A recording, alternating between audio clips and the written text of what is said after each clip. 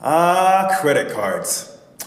They can be the greatest thing in the world when managed well, but they can also be the anchor that sinks you down to the sea if you don't manage them well.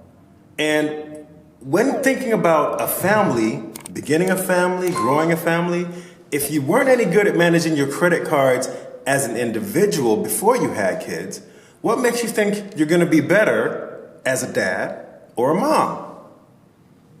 That doesn't have to be a problem. And your kids don't have to suffer from your lack of knowledge or even education in the credit space. At the Financial Literacy for the Incomplete Parent Workshop, we work with you so that credit becomes your asset and not a liability.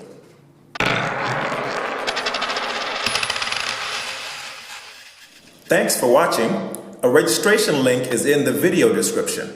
Don't forget to like, subscribe, follow us on social media, and share with a friend.